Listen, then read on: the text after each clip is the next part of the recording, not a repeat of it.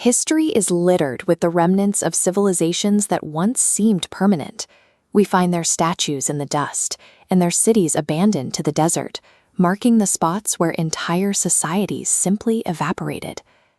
Traditionally, we look for a clear, violent cause.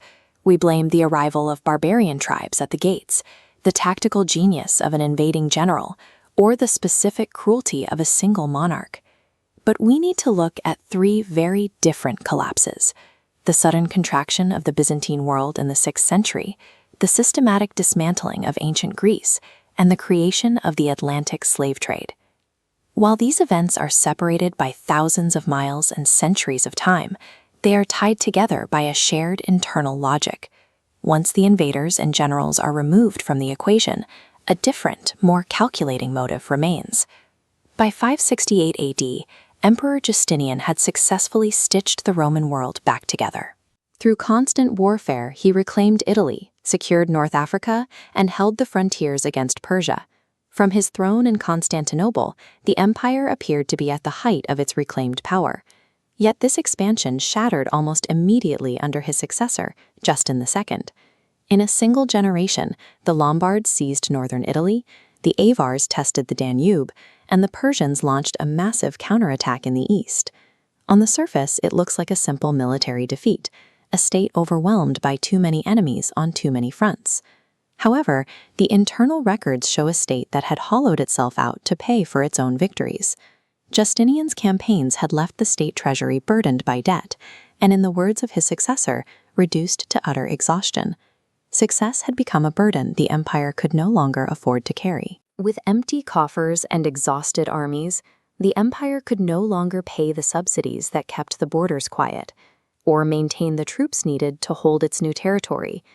Economic bankruptcy had removed the empire's ability to defend itself long before the first barbarian crossed the frontier. To the west, the Hellenistic world faced a similar internal erosion. This was the legacy of Alexander the Great, a network of kingdoms stretching from the Mediterranean to the borders of India. The conventional narrative blames the Roman legions, who arrived in 146 BC to sack Corinth and bring the Greek city-states under control. But the map tells a story of self-inflicted decline.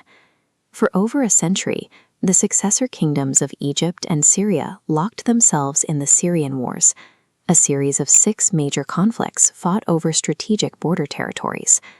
They spent decades exhausting their wealth and manpower on endless, indecisive campaigns. By the time Rome intervened, these kingdoms were politically fragmented and economically strained.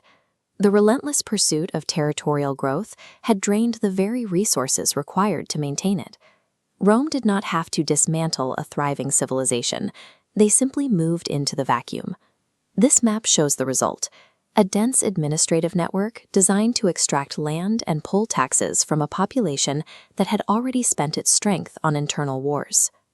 The final investigation takes us to the Atlantic, where 12 million Africans were loaded onto ships built with clinical precision. This diagram shows how human life was reduced to a mathematical equation, with every inch of space calculated to maximize the payload of the crossing. This system was not a preconceived master plan of a single government.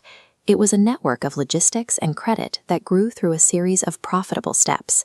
The engine of this trade was sugar. In the 1400s, this was a luxury known as white gold. But sugar production is a time-sensitive industrial process.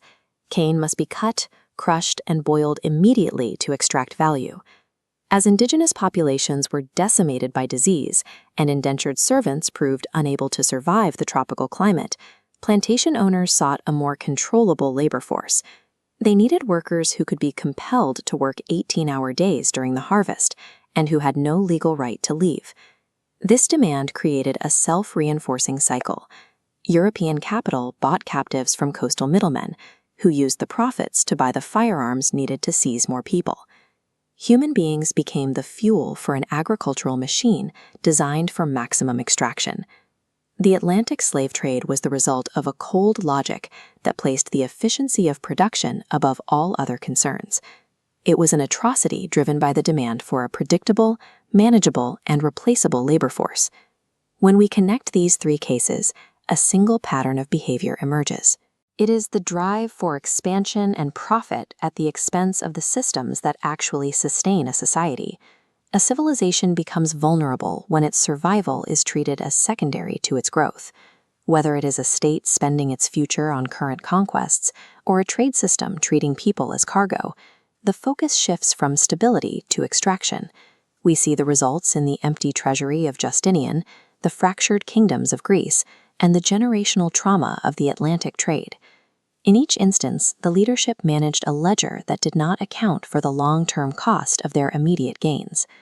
Demanding constant growth from a finite foundation ensures that eventually the numbers on the ledger will fail to reflect the reality of the collapse. When the human cost is ignored, the end of the system becomes a mathematical certainty.